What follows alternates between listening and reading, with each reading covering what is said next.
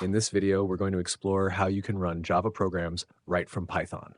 This is super useful if you want to mix Java and Python in your projects, automate Java tasks, or just have some fun bridging these two languages. Let's dive right in.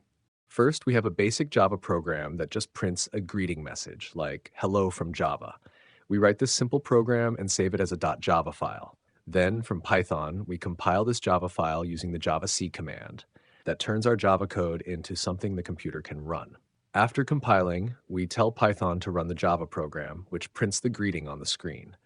It's a straightforward way to automate running Java code without leaving Python. Pretty neat, right?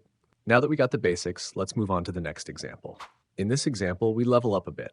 Our Java program now accepts a parameter, like a name, and greets that name specifically. For instance, if you send Python user, the Java program will say, "Hello, Python user." On the Python side, after compiling the Java code just like before, we run the Java program, but this time we pass that argument along from Python's command line.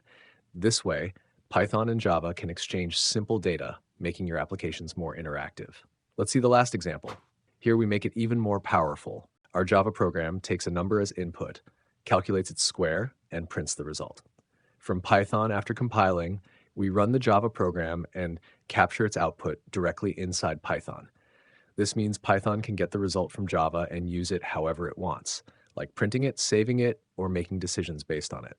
It's a handy trick if you want to combine Java's strengths with Python's flexibility.